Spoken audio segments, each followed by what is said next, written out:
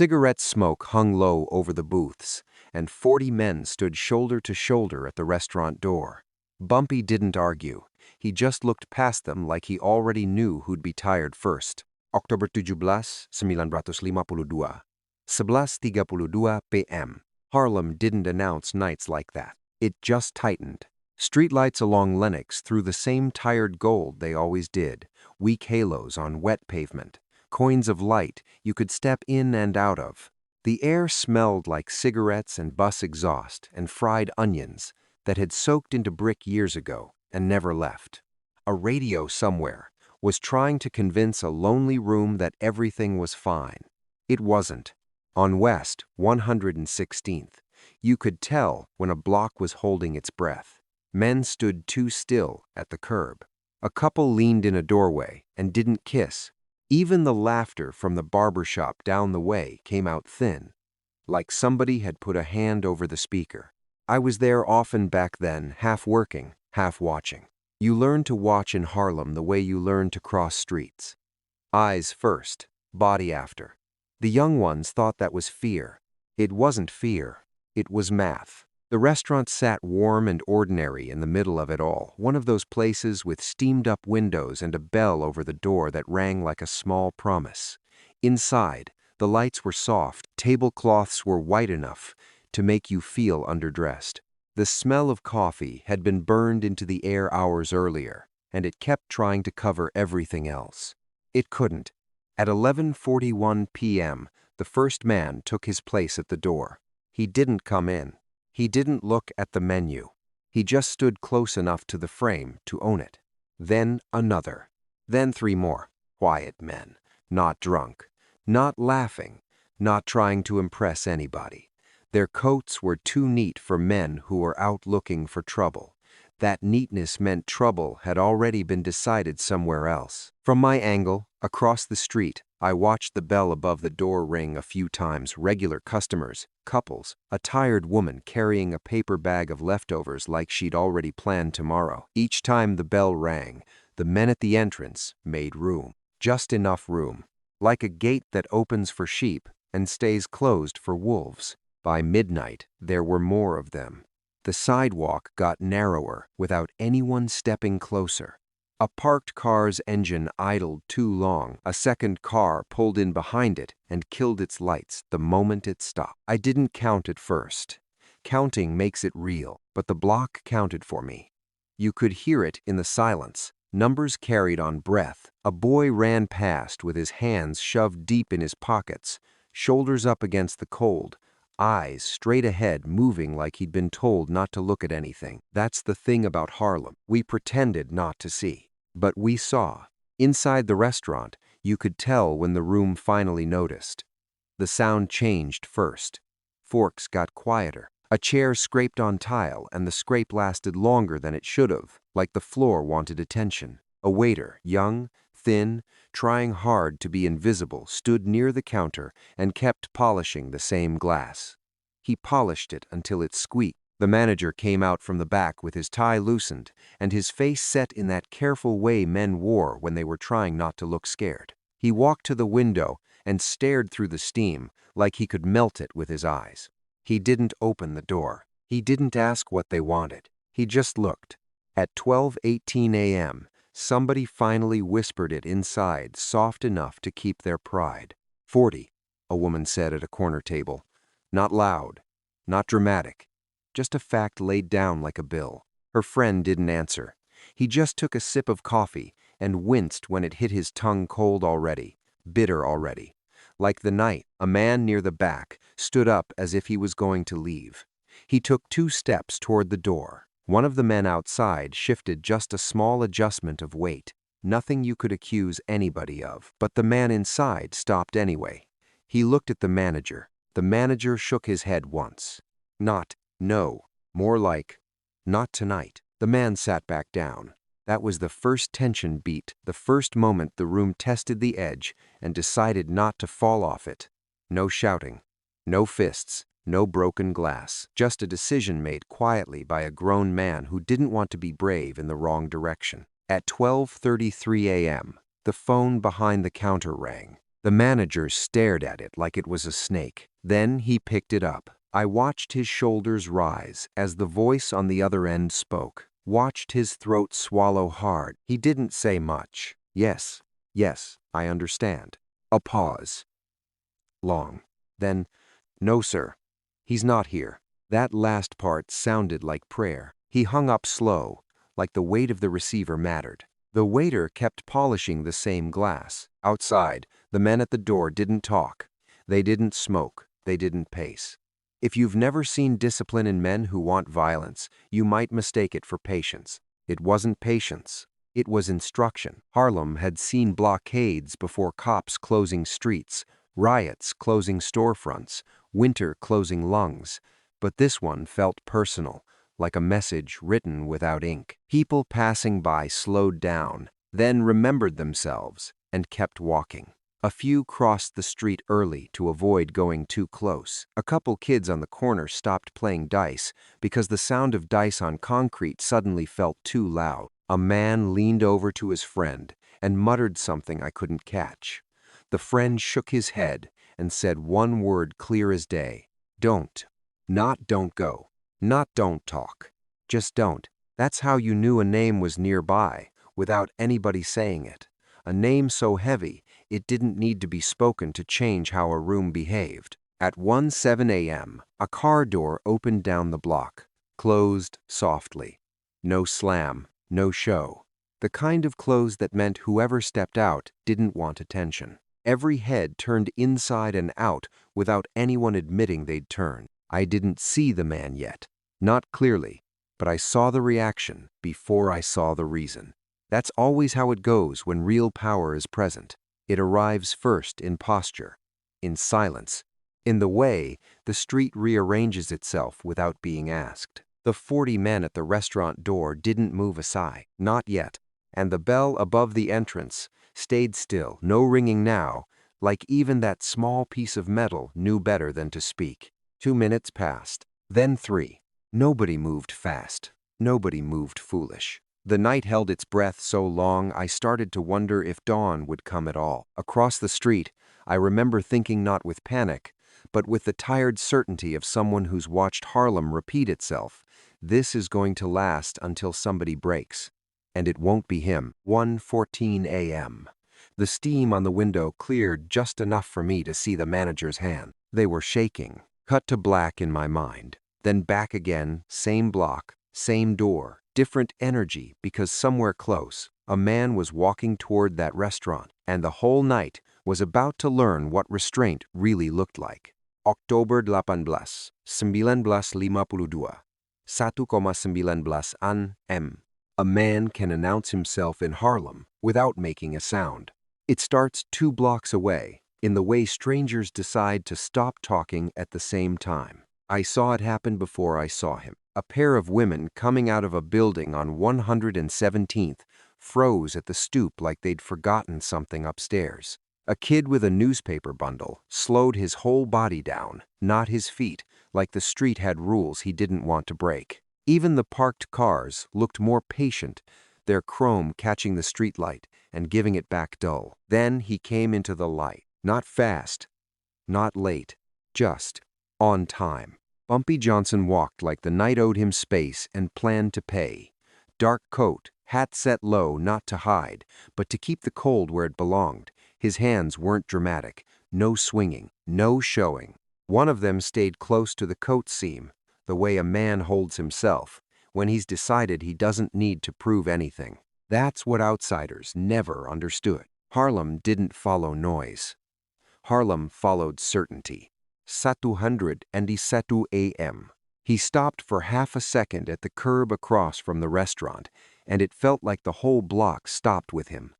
Not because he asked, because people-grown men with jobs, women with families, boys who thought they were hard, didn't like the idea of moving while he was measuring the scene. The restaurant window was still steamed, but the inside light pushed through anyway. You could make out shapes. A waiter at the counter, a manager near the phone, the same room from before, only now it looked like a room waiting for a verdict. And that door, 40 men, shoulder to shoulder, Clean coats, stiff backs, no laughter, no smoking. The kind of discipline that isn't natural, the kind you get when somebody promised you something if you hold your line. They didn't look like a gang. They looked like an instruction. Bumpy didn't stare at them like they were enemies. He stared at them like they were a problem somebody had left on his doorstep and expected him to pick up. His eyes moved slow, clinical counting bodies, counting angles, counting who had the nerve to be in front. He didn't speak first. That was the first thing that unsettled them. A man at the edge of the line, wide shoulders, hair slicked back, like he still believed in mirrors, leaned toward the center, like he wanted to be noticed. He wanted a scene. He wanted Bumpy to give the neighborhood a performance so he could say later he stood in front of it. Bumpy didn't give him that. He stepped closer to the door, and the bell above it stayed quiet because nobody opened it. But Bumpy moved like he could hear the bell anyway, like he'd heard it 1,000 times, and didn't need it to ring to know where he was.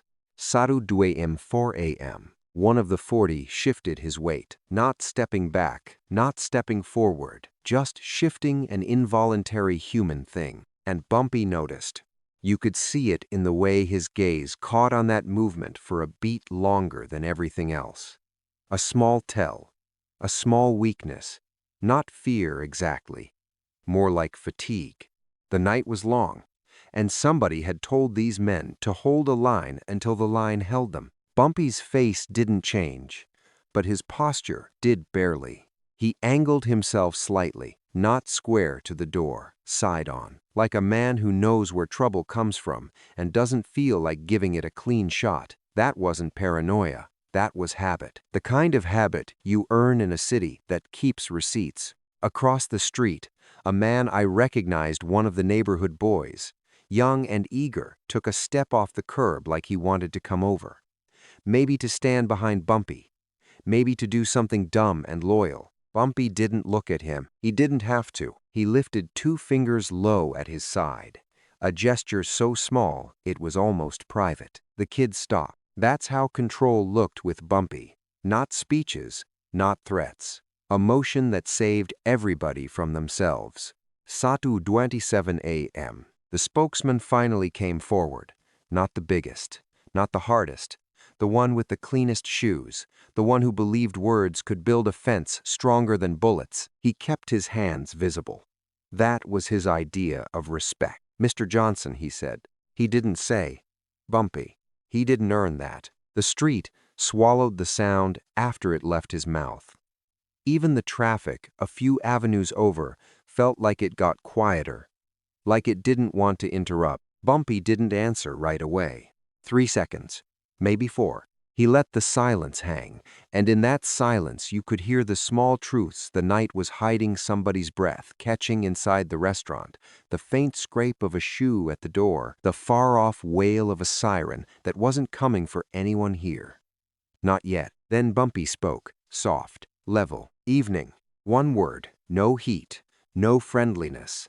Just acknowledgement, like he was checking a man off a list. The spokesman swallowed, the way men do when they realize the room isn't theirs. He started to say something rehearsed, some explanation that would make the blockade sound temporary, reasonable, professional. Bumpy cut it off without raising his voice. He didn't interrupt with volume. He interrupted with stillness. He looked past the spokesman, past the line, into the restaurant itself, into the steam and light and the life inside that door. Like the people in there mattered more than the men trying to keep him out. That look did something to the manager behind the glass.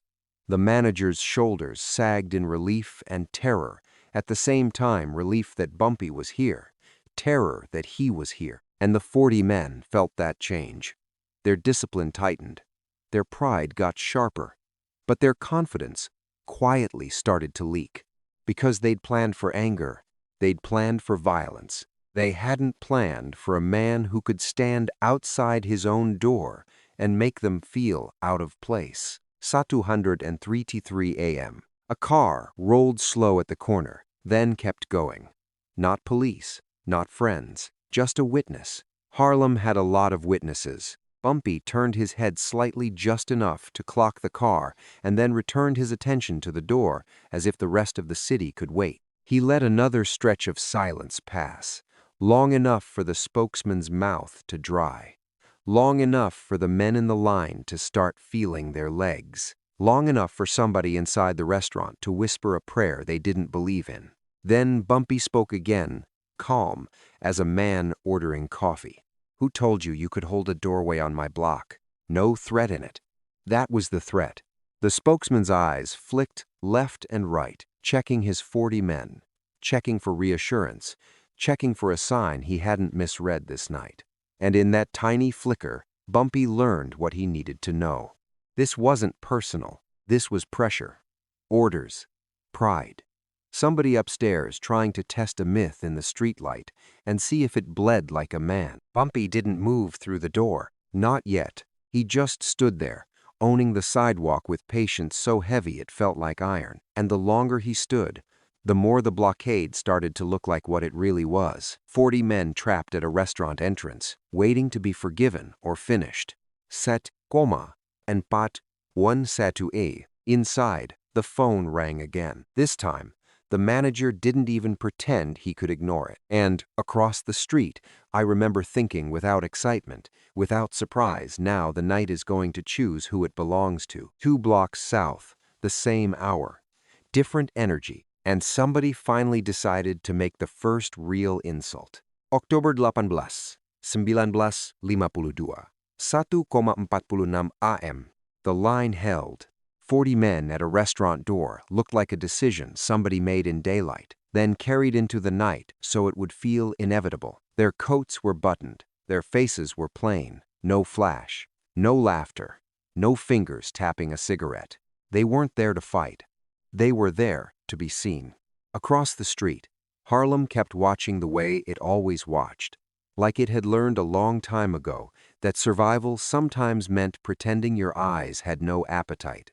A couple stopped near the corner, as if they were arguing about where to go next. They didn't move, they didn't speak, they just stayed close enough to witness the shape of what was forming. Harlem had witnesses the way other neighborhoods had street signs. Harlem, Bumpy stood with his body angled, not squared-up quiet geometry. He wasn't performing toughness, he was conserving it. The kind of calm that doesn't ask permission. 1:49 ande. The spokesman stepped out again. Not the biggest man, not the hungriest. The one chosen because he could keep his voice steady even when his stomach tightened. His shoes were clean, and that always told me something. This wasn't his usual kind of work. He stopped 3 feet from Bumpy, close enough to be heard, far enough to feel safe. "Mr. Johnson," he said, and the words came out polite, almost respectful. Bumpy didn't answer right away. I watched the spokesman's eyes, how they flicked, how they searched for the reaction they'd been promised. He wanted anger. He wanted a mistake. He wanted Bumpy to give him something he could take back to whoever sent him. Bumpy gave him silence instead. That was the first cut, not the kind that bleeds. The kind that makes a man realize he might not be holding the room the way he thought he was. 1:02 RM. The spokesman tried again, softer now, like lowering his volume would make his message land cleaner. "We're asking you to take it somewhere else tonight." There it was, not an order, not a threat. A sentence shaped like a suggestion, with 40 bodies behind it. Bumpy finally spoke, and he did it the way a man speaks when he's correcting a small error on a form. "You're asking," he said. 2 words. The spokesman swallowed. He forced a half smile, like the night was still manageable. "Yes, sir." Bumpy looked at the line again slowly. He took his time the way you take time when you already own it. His gaze landed on one man's hands, too tight, too ready. Then another man's jaw locked, like he was chewing pride. Then Bumpy's eyes came back to the spokesman. "Who told you to ask?" The spokesman didn't answer. And that pause right there was the first real crack, because you could feel it. This wasn't personal courage. This was somebody else's plan, being carried by men who didn't want to die for it. "Sat imai len, sat imai." A chair scraped inside the restaurant. Through the steamed glass, I saw the manager hovering by the phone again. He'd been waiting for this moment, like a man waits for a bad verdict, trying to stand tall, failing in small places. His hands kept smoothing the front of his shirt, over and over, like he could iron fear out of fabric. One of the waiters passed behind him holding a tray too carefully. The tray shook anyway. Inside, the customers weren't eating anymore. They weren't talking either. They were doing that Harlem thing, sitting perfectly still while their eyes did all the moving. Bumpy didn't look inside to reassure anybody.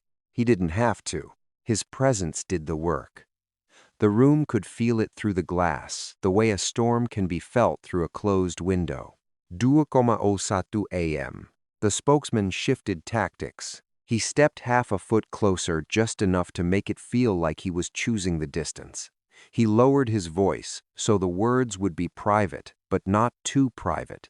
He wanted the block to hear the outline. "They don't want trouble, Mr. Johnson," he said. "Just respect. Respect." I almost laughed, but I didn't. Not then. Not across from 40 men holding a door like it was holy ground. Because the word respect can be honest in Harlem. Or it can be a weapon shaped like manners. Bumpy let that word sit in the air. Then he nodded once small, like he was acknowledging the effort. "Respect," he repeated, and when he said it, you could hear how different it sounded coming from him. Not a plea, not a slogan, more like a rule the street lived under. Bumpy leaned in slightly, not enough to threaten, just enough to make the spokesman feel the weight of being addressed directly. "You holding that door," Bumpy said, "ain't respect." He didn't raise his voice. That was the part that made it worse. 2:04 a.m. One of the 40 men on the far right, young, tight-faced, made a mistake. He exhaled through his nose, sharp and impatient, like he was tired of the theater. Bumpy's eyes snapped to him. Not fast, not aggressive, just accurate. The young man felt it. You could see him stiffen like the look had hands. Bumpy didn't say anything to it. He didn't need to. The spokesman noticed too. His throat worked again. His confidence was thinning by the minute, and the night was long. 2:08 a.m. A car rolled slowly down the block, headlights off for a moment, then on again like the driver couldn't decide whether he wanted to be seen. It kept moving. Bumpy didn't track it with his head, just his eyes. Then he looked back at the spokesman. "You know what you're doing?" Bumpy asked. The spokesman tried to stay tall. "I'm doing what I'm told." That was the closest thing to honesty anyone had offered all night. Bumpy nodded again, as if that answered a question he'd already solved. He said. "That's what I thought." Micro pause. The street felt colder in that silence. Not because the temperature dropped, because the truth landed. 2:12 rm. The spokesman's pride flared, quiet and desperate. He tried to regain control with one last move, an insult wrapped in courtesy. "They said you'd understand," he murmured. "They said you'd be reasonable." Reasonable. That word hit the air wrong, like it didn't belong on this block. Bumpy stared at him for a long moment, 3 seconds, maybe 4, and in those seconds I saw something I'd seen before. The calm of a man deciding how much mercy the room could afford. Bumpy spoke so softly I had to lean forward to catch it. "I've been reasonable all night," he said. He glanced at the 40 men. "You're the ones who came out here to prove something." The spokesman's mouth opened, then closed. He realized too late that he wasn't negotiating with anger. He was negotiating with a man who could wait out the sun. 2:17 a.m. Inside the restaurant, the phone rang again. This time, the manager answered immediately, like he'd been waiting for permission to be afraid. I saw him speak into the receiver with his head bowed slightly, like he was talking to a priest. His eyes kept drifting toward the door, toward Bumpy, toward the line, like he wanted somebody else to take the responsibility off his hand. Bumpy didn't look back at him. Bumpy stayed with the spokesman. "You got a message," Bumpy said. "Say it clean." That wasn't a demand. It was an invitation to stop hiding behind polite sentences. The spokesman finally did it. "They want you to leave," he said, "before dawn." And there it was, the real shape of it. Not tonight, not for now, before dawn. A deadline meant somebody planned to measure victory by the sun. 22 a.m. Sprox. Bumpy's expression didn't change, but the line of his jaw tightened just enough for me to see it. He looked at the spokesman, then past him, down the block, like he was checking how far the morning was, how many hours a man could stand in a coat before his bones started complaining. Then Bumpy said something that didn't sound like a threat at all. "Before dawn," he repeated. He let the words breathe. "You know what that means?" he asked. The spokesman didn't answer. Bumpy's eyes drifted to the 40 men again, faces that were trying hard not to look like faces. "It means you're planning to stand here a long time," Bumpy said. He paused. "And it means somebody told you I'd get tired." He looked back at the spokesman. "Tell whoever told you that. They don't know me." Bumpy didn't raise his voice. He didn't step forward. He didn't touch a man. But the line shifted anyway, half an inch here, a shoe adjusting there, the kind of movement men make when their bodies understand something their pride doesn't want to admit. 2,26A. One of Bumpy's people appeared at the edge of the crowd, one of the loyal ones, the ones who wanted to solve everything with speed. I saw him before Bumpy did. He had that look young men get when they think loyalty means action. Bumpy didn't turn around. He lifted those same 2 fingers at his side, low, subtle. The man stopped. That's what restraint looked like under Bumpy. It didn't need a speech. It didn't need an audience. It just happened, and everybody survived it. 2,31 a.m. The spokesman tried one last time to keep his dignity. "We can do this easy," he said. "No need for—" Bumpy cut him off with a single sentence, calm as coffee. "Easy ain't your choice tonight." Then he stepped back, not retreating, not yielding, just changing the geometry again, giving the door back to the 40 men as if to say, "Hold it, then, own it." And that's when the real pressure began.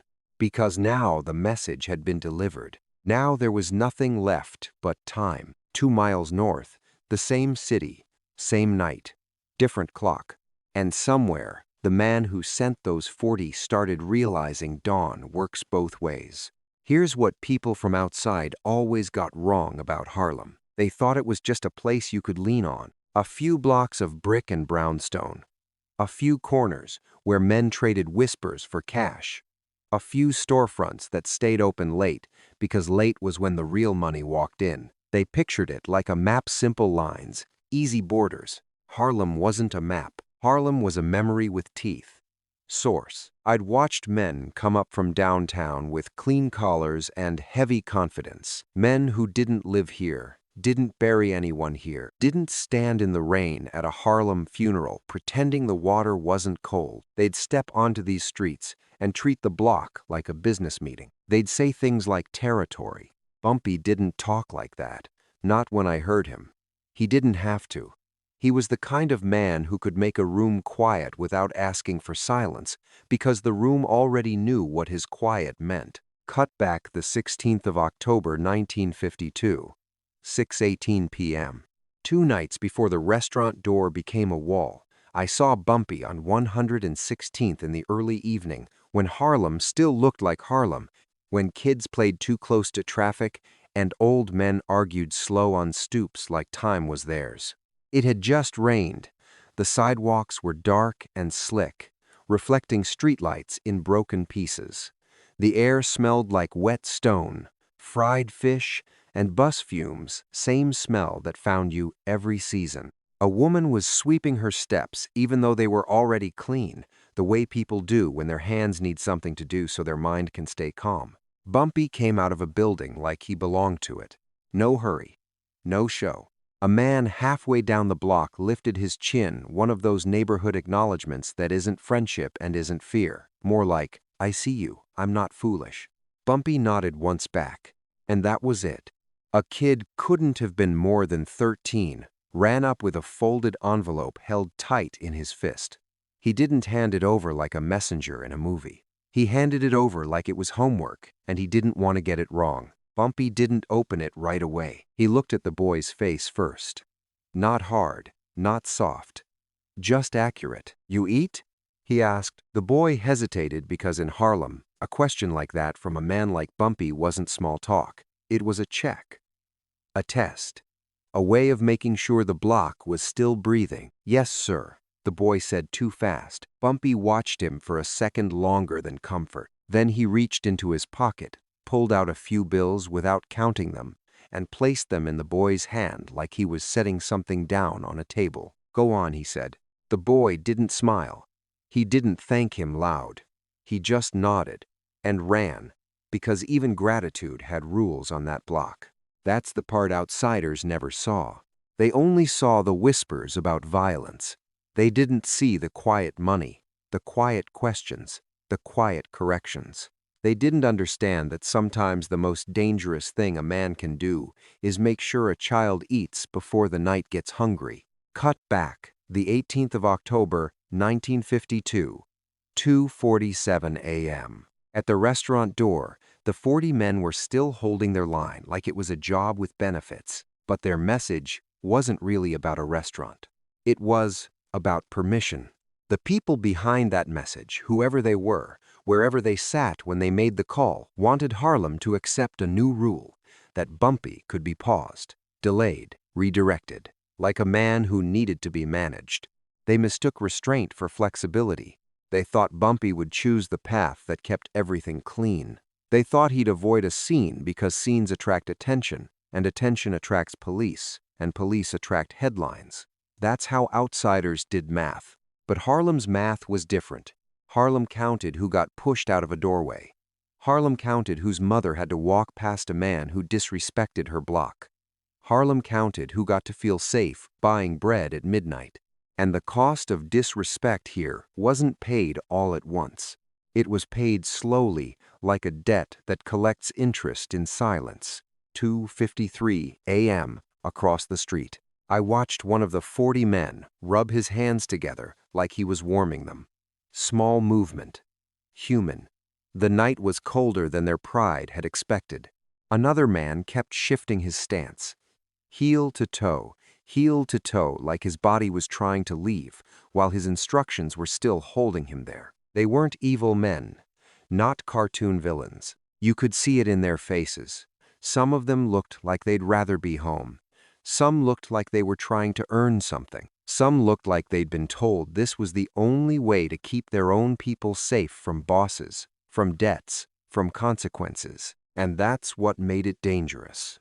Because when men do wrong for reasons that almost make sense, they hold the line longer. The spokesman kept his posture neat, but his eyes kept drifting down the block, checking corners, checking time, checking whether dawn was coming too fast. He'd underestimated how long a quiet standoff could last when the man on the other side didn't need to win quickly. Bumpy stood there like time was his ally. He didn't argue. He didn't threaten. He didn't do anything that would let them call him impulsive. He simply refused to be moved.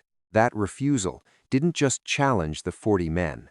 It challenged whoever sent them, whoever believed Harlem could be bent with a display. Micropause. There was a moment right then when a younger man from Bumpy's side drifted into view at the edge of the crowd.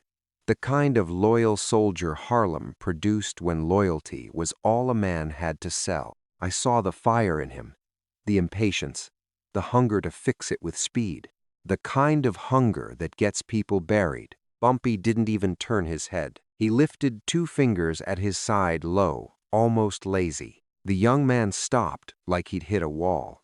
No speech, no embarrassment, just obedience. That's what outsiders didn't understand either. Bumpy didn't only control enemies. He controlled his own weather. He kept storms from forming in his own circle until the moment a storm was necessary. And when Bumpy controlled his people like that, the block felt safer. Not because violence was gone, because it was disciplined. 3:06 a.m. The real stake shows itself. Inside the restaurant, the manager kept answering the phone like confession. Every call pulled him apart a little more. I couldn't hear the voices, but I knew the tone. Pressure disguised as business. This wasn't just about Bumpy getting a table. This was about Harlem being reminded publicly who was allowed to stand in the doorway and decide who belonged. And Bumpy quiet as he was stood in the cold and made a different point. Harlem didn't take orders from a sidewalk. Not on 116th. Not from 40 men who thought respect meant a barricade. Cut forward, same night. 3:19 a.m. Bumpy finally looked down the line again. Faces, hands, posture, fatigue, and you could feel the decision gathering behind his eyes. He wasn't angry. He was patient in a way that made patience feel like a threat. And that's when I realized the next chapter of the night wasn't going to be about what the enemy did. It was going to be about what Bumpy wouldn't let his own people do. 6 minutes later, same block, different temperature. The cold started getting honest around that hour. Not the clean kind of cold you read about upstate. This was Harlem cold. Wet in the cracks. Wind sneaking under collars like it had a reason. The streetlights on Lenox still threw their weak gold, but now the light felt tired, like it had been on duty too long. The 40 men stayed at the restaurant door, and I'll give them this. They didn't break formation just because the night got heavy. They held it like a union shift, like the doorway was a job they could clock in and out of. But time doesn't work like that when Bumpy Johnson is standing on the same block. Across the street, the witnesses changed. The early night watchers, couples, drunks, boys with dice thinned out. The late night watchers arrived men who did deliveries, women coming off hospital shifts, doormen with keys that jingled too softly. People who knew how to move through danger without feeding it. 3:30 a.m. Bumpy hadn't moved much. That was the thing. He stayed close enough to the door to keep it honest, far enough to keep it from becoming a brawl. His coat collar was still up, his hat brim still low, but he didn't hunch against the cold like everyone else did. He let the cold touch him, like discomfort was just another piece of information. Then his people started appearing, not all at once, not like a parade, one at a time, like shadows deciding to take shape. A man leaned against the building half a block down, arms folded, eyes forward. Another stood near the corner, pretending to wait for a cab that was never coming. A third drifted into the doorway of a closed shop and stayed there, breathing slow. None of them looked at Bumpy the way excited men look at a boss. They looked at him the way men look at a fuse waiting to see if it gets lit. 3D Balas, Treaty 9, MM. One of them, young, eager, jaw tight, finally broke the rules of stillness and stepped closer. He didn't say much. Didn't need to. Boss, he murmured, low. We can move 'em. He meant it the way men always mean it on a street like this. We can hurt somebody until the problem disappears. Bumpy didn't turn his head right away. He kept his eyes on the line of 40, like he was reading them the way some men read newspapers. Then, without looking back, he asked one quiet question. How many? The young man hesitated. How many what? Bumpy finally turned just enough for the young man to feel seen. How many people inside that restaurant? Bumpy said. Did you count before you came to me with that? The young man's mouth opened, then closed. He hadn't counted, he'd only felt. Bumpy held him there with his gaze not angry, not disappointed. Just steady. Like a man teaching another man the cost of being careless. Go stand back, Bumpy said. Not a shout. Not a threat. A direction. The young man didn't like it, but he obeyed. He backed away, shoulders stiff, pride fighting his feet. And as he retreated, I saw what restraint costs a boss.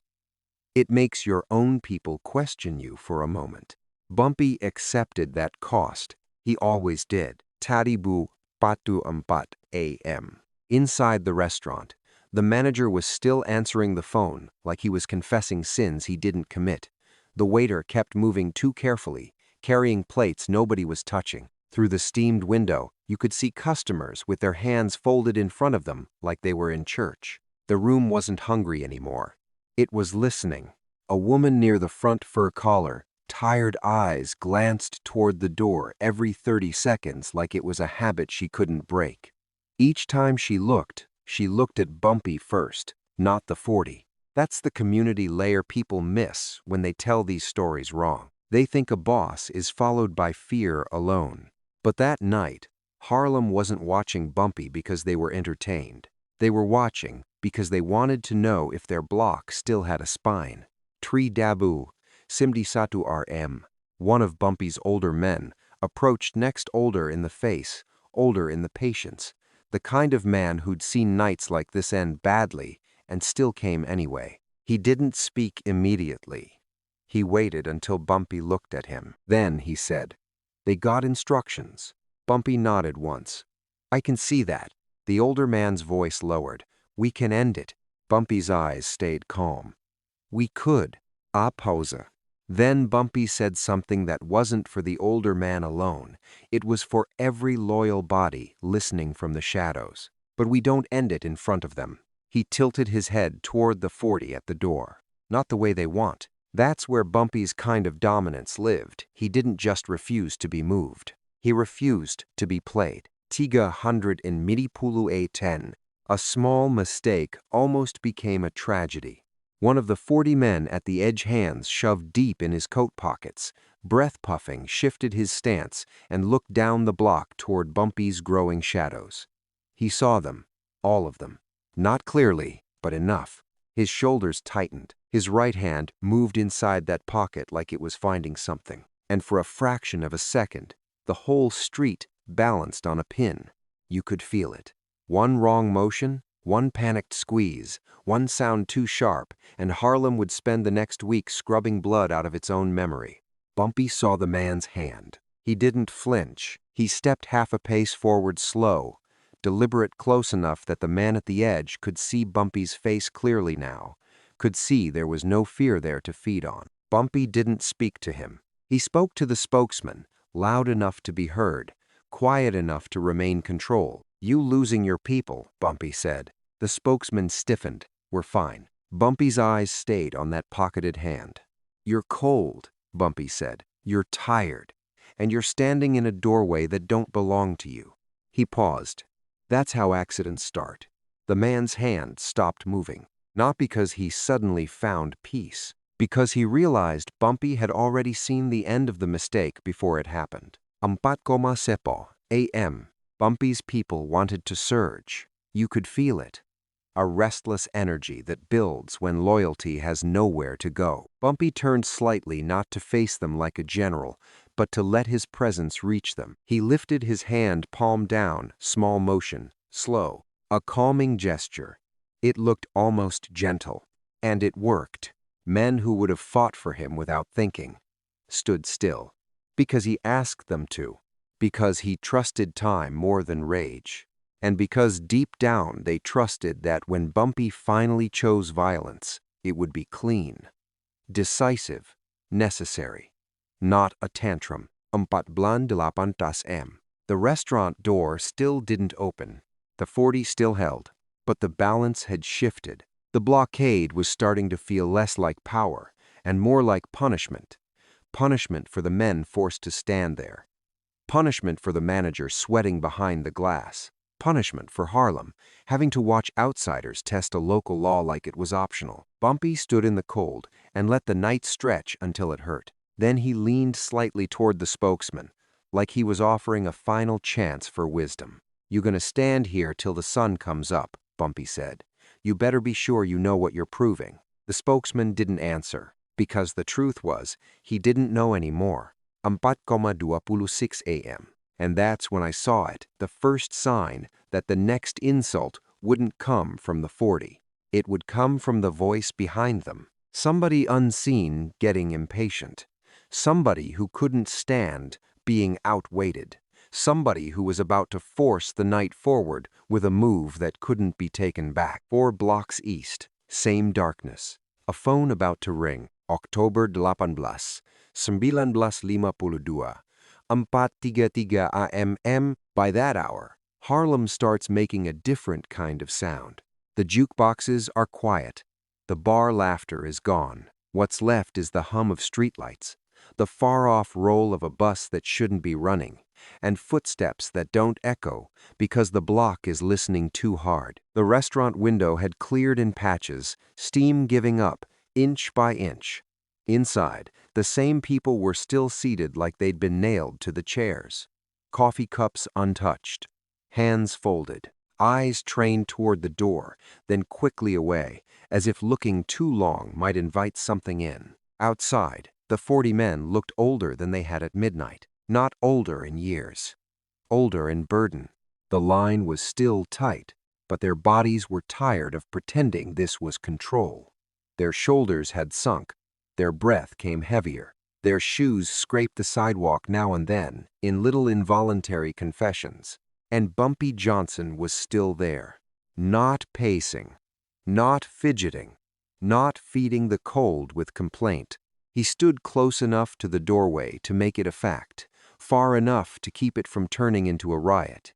His coat collar stayed high, his hat brim stayed low. His face was calm, the way a judge's face is calm before a sentence, because the decision is already made, and all that's left is the timing. 4:41 a.m. A delivery man tried to slip past the line with a cardboard box hugged to his chest. He wasn't part of it, just working, just trying to get home. One of the 40 stopped him, with a forearm firm, quick, almost polite. "Back way," the man said. The delivery man shook his head, confused. "They told me, front." He didn't raise his voice. He didn't know what this was. That was his mistake. The man at the door didn't like being corrected. Not tonight. Not in front of the boss he'd been ordered to block. So he did something small, something ugly in its casualness. He knocked the box down. The lid popped. Styrofoam cups rolled onto the sidewalk like bones. Hot coffee bled into the gutter in a thin, steaming stream. It wasn't a murder. It wasn't even a beating. It was disrespect with witnesses. The delivery man stood there, hands empty, staring at the mess like he couldn't understand how fast a normal night turns into a lesson. He bent down to pick up the cups. The man at the door didn't help him. Nobody did. Not because Harlem didn't care. Because Harlem knew that helping could turn you into part of the story. Bumpy watched the delivery man for a long moment. Then he turned his eyes to the man who'd knocked the box down. And the street felt the temperature change. 4:44 a.m. Bumpy didn't speak right away. He didn't embarrass the man with a lecture. He didn't threaten him like a performer. He just stepped forward one slow pace. The 40 men stiffened without moving. You could feel their bodies tighten, like dogs hearing a sound they couldn't locate. Bumpy looked at the delivery man first. Not the spilled coffee, not the cups. The man. "You hurt?" Bumpy asked. The delivery man blinked, surprised to be spoken to like a human being in the middle of this. He shook his head quickly. "No, sir." Bumpy nodded once, as if no was enough to keep the night from becoming something worse. Then he looked back at the doorman, the one who'd done it. "You tired?" Bumpy asked him. The doorman frowned. "What?" Bumpy's voice stayed quiet. "I said you tired?" The doorman glanced toward the spokesman, like he needed permission to answer. That glance told on him, told on all of them. They were standing there on borrowed confidence. Bumpy tilted his head slightly. "'Cause tired men do careless things," he said. "A pause. And careless things start funerals." He didn't say it like a threat. He said it like a fact. Harlem had already paid for, more than once. The doorman's jaw tightened. He wanted to be brave. But he didn't want to be the first man to die over coffee cups. So he did something worse than apologize. He smiled. A little grin, mean and small, the kind men use when they're trying to convince themselves they aren't scared. That smile was the point of no return, because it wasn't aimed at Bumpy. It was aimed at the block. It said, "We can do what we want out here, and you'll just watch." 4:49 a.m. I saw Bumpy's people start to move at the edges, not rushing, not shouting, just shifting into position like muscle memory. A young loyal one, the same kind of fire I'd seen earlier, took half a step forward, anger boiling under his ribs. He wanted permission the way starving men want bread. Bumpy didn't look back. He lifted one hand, palm down, and the young man froze. That restraint was its own kind of violence, the violence of refusing to give the enemy the fight they were begging for. Micro pause. For a moment, nobody spoke. You could hear the delivery man breathing too fast. You could hear the restaurant's doorbell tremble slightly in the wind without ringing. You could hear one of the 40 swallow. In that silence, I realized something I hadn't wanted to admit earlier. This wasn't about keeping Bumpy outside. This was about making Harlem watch him be tested. 5:03 a.m. The spokesman came forward again, face tight, trying to hold the night together with manners. "We don't want problems," he said. Bumpy's eyes stayed on the coffee in the gutter. "You already made one," Bumpy replied. The spokesman tried to recover. "It was nothing." Bumpy looked up at him, then slow, direct. "Nothing," Bumpy repeated. He glanced toward the spilled cups, toward the delivery man, toward the restaurant window with frightened faces behind it. "Nothing is what people call it," he said, "when they don't live here." That landed harder than any punch. The spokesman's pride flared again, desperate now. He'd been standing all night, and the sun was coming, and he needed a win he could report back. So he played the only card he had left. He leaned in closer and said it low, like a private cruelty. "You know they can do this every night." Bumpy didn't blink. He didn't react the way the spokesman wanted. He didn't show anger. He didn't bargain. He let the statement sit there for a second, long enough for it to become a confession. Then Bumpy spoke, calm as a man reading the time. "Every night," he said. He nodded once, almost thoughtful. "That's a lot of nights. A pause. For a lot of men to stand in the cold." The spokesman's eyes narrowed. "What's that supposed to mean?" Bumpy's gaze drifted past him, down the block toward the faint light that was starting to gather at the edges of the sky. It wasn't sunrise yet, but the night knew it was losing time. "It means," Bumpy said softly, "you better be sure your boss got more patience than I do." He reached into his coat, slow enough that nobody could call it a draw, and pulled out a pocket watch. Not a gun. A watch. He flipped it open with one thumb, checked it, then closed it again with a quiet click that sounded too loud in the stillness. That click did something to the 40 men. It told them this wasn't chaos. This was scheduled. Lime by dietans a.m. A woman came out of the restaurant, older, coat pulled tight, face set like she'd made peace with whatever she might see. She tried to pass through the doorway. One of the 40 blocked her without thinking. She looked up at him and didn't move. "I'm going home," she said, voice steady. The man hesitated. He didn't want to touch an old woman. Not with witnesses. Not with Bumpy watching. So he did the next worst thing. He made her wait. That was it. That was the line. Not because Bumpy couldn't stand being blocked. Because Harlem couldn't stand watching one of its own be treated like she didn't belong on her own sidewalk. Bumpy stepped closer, just enough for the old woman to feel his presence beside her, like a coat put over shoulders. He didn't speak to the man blocking her. He spoke to the spokesman. "You told me before dawn," Bumpy said. His voice stayed low, measured. "Now I'm telling you something." The spokesman held his breath. Bumpy looked at the old woman. Then the line. Then the steamed window where the manager's face hovered like a ghost. And Bumpy made his decision shown, not explained. He took off his glove, slow, put his bare hand on the old woman's elbow, gentle. He guided her back a step, not retreat, not surrender, just protection. Then he turned slightly, enough for his people to see his face. 2 fingers lifted. A signal. Not to attack. To hold. To wait. Because the next part wasn't going to happen on the enemy's schedule. It was going to happen on Bumpy's. Sama block. Sama door. And the first gray hint of morning starting to stain the sky. The sky over Harlem doesn't turn to morning all at once. It bruises first. Purple, gray at the edges. Then a thin, cold light that makes everything look guilty. Source. The restaurant's windows were clearing in uneven patches, steam finally giving up. Inside, faces hovered behind the glass like they'd been painted there. Nobody ate, nobody drank. Cups sat full and untouched, like the room didn't trust its own hands anymore. Outside, the 40 men still held the doorway, but they weren't standing like men with power now. They were standing like men with instructions that had stopped making sense. Their shoulders had sunk, Their breath came louder. One of them kept rubbing his thumb against the edge of his pocket, over and over, like he was trying to sand down his nerves.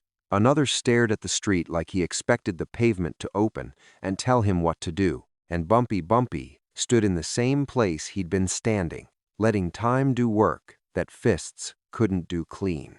I watched him look at the sky once, not hopeful, not impatient, just checking a clock nature doesn't lie about.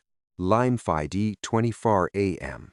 The old woman from earlier was still nearby, coat pulled tight, waiting for her moment to slip out without becoming a reason for violence. She wasn't crying. Harlem women didn't cry in the street unless the street had already taken something. Bumpy stepped to her, not loud, not urgent. He didn't tell her to be brave. He didn't give her a speech.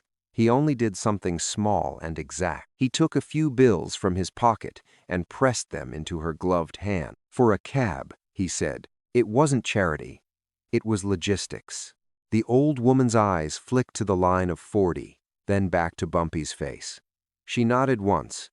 The way you nod when you understand that dignity is sometimes just getting home without being touched. Bumpy didn't escort her. That would have been theater. He only turned his head slightly, just enough for one of his men in the shadows to see. 2 fingers. A quiet assignment. A man peeled off from the edge, like a piece of night, detaching itself. He stayed a respectful distance behind the woman as she moved away. Not protecting her with closeness, protecting her by making sure nobody got the idea to turn her into an example. That was Bumpy's kind of protection. Not a wall, a presence. 5:41 a.m. The spokesman stepped forward again. He looked worse in the early light. Everybody did. Dawn doesn't flatter men who've been standing in a doorway all night pretending they're in control. The spokesman's eyes were red at the edges. His jaw had a tightness to it, like he'd been grinding down his own pride to keep it swallowable. "Mr. Johnson," he said. Bumpy didn't answer right away. He looked at the line one face at a time, like he was reading names off a list that wasn't written down. Then he looked back at the spokesman. Yes, just that. The spokesman hesitated, then tried to reclaim the night with words. "Before dawn," he said. "That's what I was told to tell you." Bumpy nodded slowly, as if he'd heard it 100 times already, and still wasn't impressed by it. Bumpy said. "I heard you. A pause." The spokesman forced the next part out, a little sharper, now fraying at the edges. "So what's it gonna be?" That question wasn't for Bumpy. It was for whoever was listening through the spokesman's mouth. Whoever had sent the 40. Whoever needed proof that Harlem could be managed from somewhere else. Bumpy understood that. I could see it in his stillness. 5:46 r.m. A newspaper truck rattled down the avenue too early, throwing sound into the block like a handful of nails. A bundle slid off and hit the curb. Papers scattered. One of the 40 men flinched at the noise, like his body had stopped trusting its own surroundings. For a second, it felt like the street might tip, like one wrong nerve could turn all this into gunfire and headlines and mothers screaming names into the morning. That was the tension beat. The moment when the city tests whether the men in it can control themselves. Bumpy glanced at the scattered papers, then at the flinching man. He didn't smirk. He didn't judge. He just spoke, calm, to the spokesman loud enough for the line to hear. "You see that?" Bumpy said, nodding toward the paper. "That's morning." The spokesman stared at him, confused. Bumpy's eyes didn't leave the line of men. "Morning makes people honest," he said, "and it makes cowards loud." Nobody moved. But I watched the 40 absorb it because every man standing there knew what dawn brought. Witnesses, regular people, police who liked to look useful when the sun was up. 5:42 a.m. The spokesman's pride finally snapped into something mean. He leaned closer, just enough to try to steal a little space. "You can't do nothing," he said quietly, almost like a whisper meant to cut. Not with all these eyes. He thought that was a trap. He thought Bumpy would either explode, prove him right, or retreat, prove him right. Bumpy looked at him for a long 3 seconds. Not anger, not fear, Just the patience of a man who doesn't get rushed by insults. Then Bumpy did something I'll never forget. He stepped back, not surrendering, resetting the room. He took one slow pace away from the door and turned his body slightly, giving the line of 40 exactly what they claimed they wanted: space. Control of the doorway, ownership of the frame. And in that move, he changed the story, because now, the 40 men weren't blocking a legend. They were blocking a restaurant. In the daylight, they were blocking breakfast workers, church women, delivery men, kids with newspapers. They were blocking Harlem. The spokesman didn't understand the shift yet. His eyes stayed on Bumpy like Bumpy was still the only problem in the street. Bumpy let him stay ignorant for one more beat. Lima 596 a.m. Bumpy reached into his coat again, slow, careful, so no man could claim he was quick-drawing anything. He pulled out that pocket watch, opened it, looked at it, closed it with a soft click that sounded like a judge's gavel in a quiet courtroom. Then Bumpy lifted his eyes to the spokesman and delivered the line: no shout, no flourish. Just a calm sentence that made the whole night rearrange itself. "You can block a door," Bumpy said, "but you can't block a morning." That was the climax line, because it wasn't a threat of violence. It was a threat of exposure. The spokesman blinked like he'd been slapped with air. A few of the 40 men shifted tiny, nervous movement. The kind of movement you make when you realize you've been standing in the wrong place for too long and the sun is about to show everyone. Anam komano ante, em. The first patrol car turned the corner slow. I didn't see who called them. I didn't need to. In Harlem, certain things happen when the right man decides they should happen. The car rolled in with that casual authority police like to wear when they weren't sure whether they were walking into danger or just an inconvenience. The officer in the passenger seat looked at the line of 40 men, then looked at Bumpy, then looked back at the line again, like his eyes were trying to calculate which direction the trouble actually lived in. Bumpy didn't speak to the police. He didn't wave them down. He didn't plead. He didn't explain. He simply adjusted his coat cuff small, neat, and stepped another pace away from the doorway, letting the 40 men stand alone in their own decision. That was dominance through restraint. That was Bumpy letting someone else hold the mess they brought onto his block. Amalas amine. The spokesman's voice cracked for the first time all night. This ain't necessary," he muttered. Bumpy looked at him once, calm as ever. "You said before dawn," Bumpy replied. "It's dawn." Then Bumpy turned. Not rushing, not triumphing. He walked away from the restaurant like he'd never needed the door in the first place. He left by dawn, just like they demanded. But the way he left made it clear who had really been trapped outside all night. And as he went, Harlem did what Harlem always did when it recognizes a final answer. It made room. Morning didn't come in clean. It came in sideways cold light, under the awnings, wet pavement turning gray, yesterday's smoke clinging to brick like it didn't want to leave. Bumpy was already a half block away from the restaurant when the first real wave of people arrived, the working kind. Women with scarves tied tight, a man carrying a tool bag that had seen better years, 2 boys with newspaper bundles, shuffling fast to stay warm. They slowed when they saw the doorway. 40 men still near it, still pretending they belonged there. But now the sun was touching their faces. You could see the tired. You could see the doubt. In the daylight, discipline starts to look like fear wearing a uniform. And Harlem noticed something else first. Not the police. Not the spokesman. Harlem noticed that Bumpy didn't look back. He didn't glance over his shoulder to check if he'd won. He didn't stand there waiting for applause that would never come. He kept walking like a man who'd handled the night the same way he handled business: quiet, precise, without needing witnesses to clap. A numcomadua RM. A patrol car idled at the corner. One officer stayed in the driver's seat. The other got out slow, hand near his belt, trying to look casual in a neighborhood that could feel alive from 50 feet away. The officer looked at the line of men, then looked down the block in the direction Bumpy went. He didn't chase. He didn't call out. He didn't want that kind of conversation this early. That told me everything I needed to know. The police didn't feel like the main characters on this block. They were just part of the scenery.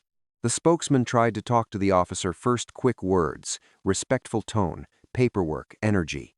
He wanted it to be a misunderstanding, a crowd, an accident, anything but what it was.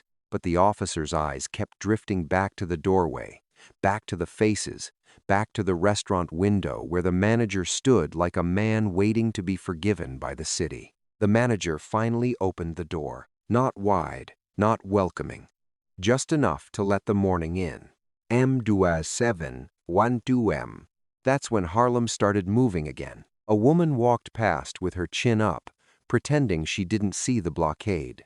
A man stepped around the scattered cups from earlier, like he was stepping around a grave. The two newspaper boys slowed, stared too long, then hurried off as if they'd just learned a new rule about doorways. And the 40 men, this is what nobody admits, started to separate in tiny ways. One broke formation to rub his hands. Another turned his head too often. One of them stared at the officer, like he was begging to be told what to do. The message had been delivered the night before. Now the consequences were being tallied in daylight. 9:30 Lime a.m. Bumpy had stopped under an awning farther down, just a pause in the walk, no drama. A man approached him there, close enough to speak, but not close enough to crowd him. I couldn't hear the words, but I saw the body language. The man talked fast. Bumpy listened slow. That was always the difference. Plenty of men in Harlem could speak hard. Bumpy's power lived in listening, without hurrying the answer. His face didn't change much, but his eyes did, one small narrowing, one brief drift toward the restaurant corner, one blink that felt like a decision being filed away. The man finished. He waited for an order. Bumpy gave him none. He only said something short, quiet enough that it looked like nothing from across the street. But the man nodded like he'd been handed a map, then walked away with purpose. That was Bumpy's aftermath. No celebrations, no speeches, just the city realigning itself around a quiet instruction.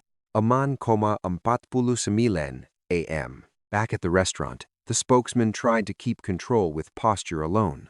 But posture doesn't hold up when a block starts waking up and asking silent questions. The officer spoke again, short, clipped, gesturing toward the sidewalk, toward the door, toward the street, as if he wanted the whole thing to dissolve before it became his report. The spokesman argued a little, then stopped, because arguing in the morning draws attention, and attention is a kind of losing. One of the 40 men stepped away first, then another, not running, not panicking, just peeling off like they'd always planned to leave once the night was over. Like this had been normal work. Harlem watched them go without comment.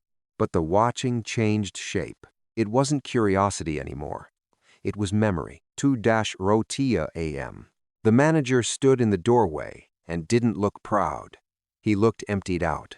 He wanted to pretend the night hadn't happened, but Harlem doesn't let you erase a public insult just because the sun showed up. He glanced down the block toward where Bumpy had gone, then quickly looked away like he didn't want to owe too much gratitude in public. That's the thing about respect. It's a currency, and everybody's careful with it. And what Harlem noticed first, what it carried into the rest of that day, wasn't that Bumpy left by dawn. It was that 40 men stood there all night and still couldn't make him smaller. He left the way he chose to leave. Calm, measured, untouched by their urgency. By lunchtime, people didn't retell it with fireworks. Harlem doesn't retell things like that. They just said it plain, like weather. They tried him last night, and after a beat, he let the morning handle it. Same day, same neighborhood, different kind of silence. Harlem looks different the night after a public test. Same brownstones, same tired streetlights, same smell fried onions, damp brick, cigarette smoke that never fully leaves a man's coat. But the block carries a new quiet, like it's protecting a secret it hasn't decided how to tell yet. I walked past that restaurant again after dark. The door was open, like nothing ever happened. The bell rang for customers, like it was trying to pretend it hadn't spent the whole night holding its breath. But the window still had fingerprints in the corners where people had leaned close to watch, and those prints don't wash off easy. Not from glass, not from memory. Inside, the manager moved like a man who'd been forced to learn manners he didn't want to learn. His smile came late. His eyes kept flicking toward the entrance, checking it the way men check a wound under a bandage. And the people eating Harlem people spoke lower than usual. Not because they were afraid, because loud talk would have been disrespectful to what the night had settled. By then, everybody knew the headline version, the way Harlem makes headlines without paper. They blocked him. A pause. He left by dawn. Another pause, longer, and nobody got brave after. No one said Bumpy's name like they were selling it. They said it like they were placing something fragile back on a shelf. Oktober 18, 1952, 10:17 p.m. I saw Bumpy later down the avenue, under an awning where the light didn't reach clean. He wasn't surrounded by noise. Just two men nearby, spaced out, not looking like guards so much as punctuation. Bumpy held a folded newspaper in one hand, not even reading it. He was listening to the street with his eyes. That's what outsiders never noticed. The real work wasn't in speeches or violence. It was in the quiet inventory. Who nodded? Who avoided his gaze? Who tried too hard to look normal? A man approached him, middle-aged, hat pulled low, hands empty on purpose. He stopped at a respectful distance and spoke quickly, like he wanted to get the words out before his courage ran out. "Boss, they saying the fella who sent those men is mad." Bumpy didn't react. He just kept the newspaper folded the same way, like the paper was keeping his hands busy so his face could stay still. "How mad?" Bumpy asked. 2 words. Calm. Not curious. Just measuring. The man licked his lips. Mad enough to want a second try. That was the tension beat, the moment where you could feel the city decide whether the lesson held or whether the night had only been the first round. Bumpy finally looked up from the folded paper, not at the messenger. Past him, down the block, like he was checking where second tries like to hide. He nodded once. "Let him," Bumpy said. The messenger blinked. "Let him?" Bumpy's voice stayed low, almost gentle. "Let him want it," he said. "Wanting don't move nothing." Then he did a small behavior thing I'll never forget. He reached into his coat and pulled out a few bills, not much, not dramatic, and handed them to the messenger. "Get your wife something warm," Bumpy said. "It's gonna get colder." No victory talk, no warning speeches, just community, handled quietly, like that was the real point of power. Source: the messenger took the money like it weighed, more than it should. He hesitated, then asked the question everybody wanted answered, but nobody wanted to be the one to ask. "You gonna say something about what happened?" Bumpy stared at him for a long moment, 3 seconds, maybe 4. Then he shook his head once. "No," he said, and that no wasn't stubbornness. It was policy. Because statements turn into arguments. Arguments turn into noise. And noise is where enemies hide their mistakes. Bumpy didn't give them that shelter. He folded the newspaper again, same crease, same calm, and stepped off the curb like the street had already made room for him. 2 nights later, the story was still spreading. Not with names, with silences. Same neighborhood, same corners. But now, when men talked about doorways, they talked like they'd learned something they couldn't quite explain. And Bumpy kept walking through Harlem like morning was still on his side. Wells' restaurant was bright in the wrong way, too much fluorescent light for a room that late, making everybody's skin look tired and honest. The coffee smelled burnt. The grease smell lived in the walls. Outside, West 116th Street held the same old summer heat, the same quiet traffic, the same Harlem patience that never needed to announce itself. Bumpy sat like he'd sat 1,000 times. Cards, faces, small talk that wasn't really small talk. He wasn't laughing hard. He wasn't making a scene. The older he got, the more he moved like the city was fragile glass and he was trying not to crack it. People talk about his last night like they were there. Most weren't, but I was close enough to see the way the room treated him. Nobody rushed him. Nobody crowded his space. Even the waitresses, women who'd seen every kind of man walk in with big promises, handled his table differently. They didn't flirt with fate around him. They didn't joke too loud. They didn't test him. They just served him. And that, to me, was his legacy in miniature. Not fear, not worship. A practiced respect, like a neighborhood. Finally, learning the value of quiet rules. Dua nol tu sepen, a.m. Somebody said something about a hand. Somebody called a card. Somebody exhaled. Then Bumpy's face changed in a way that wasn't dramatic. No movie fall. No loud last words for the room to quote later. Just a stillness that arrived too fast, like a light switching off without warning. A chair moved. A voice tightened.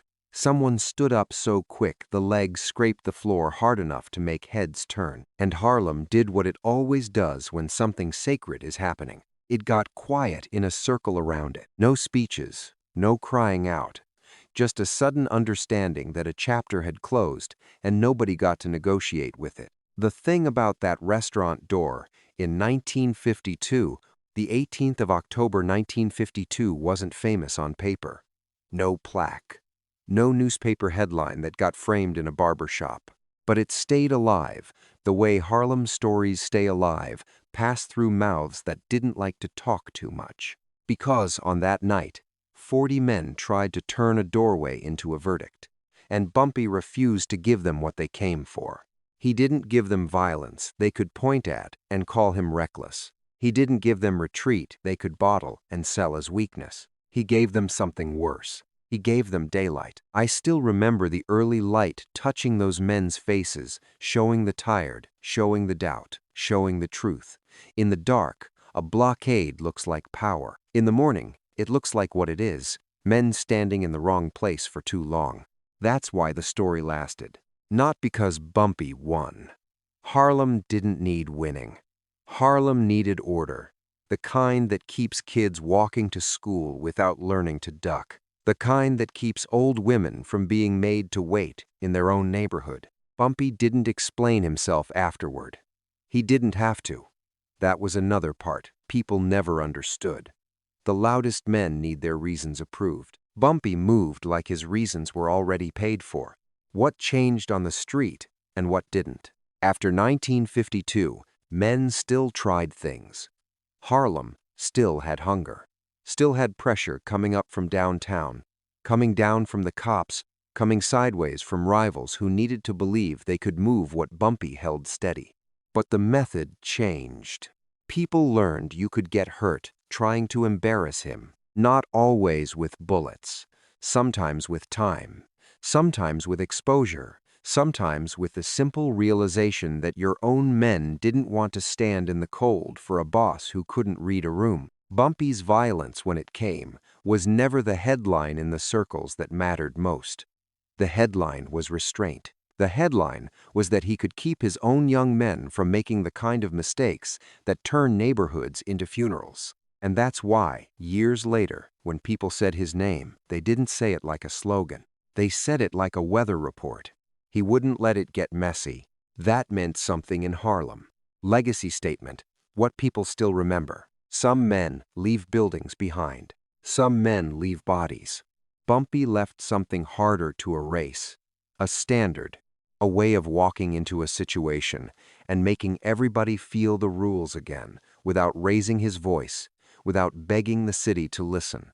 And if you ever wondered why that 1,952 doorway story still gets told, it's because it isn't really about a restaurant. It's about a man teaching other men that respect can be enforced without panic, that dominance can look like patience, that the morning comes whether you're ready or not, and when it does, it tells the truth about who was really trapped all night. Some men leave noise. Some men leave silence. Bumpy left both depending on what the street needed. If you want the next story Harlem only tells in pieces, you know what to do.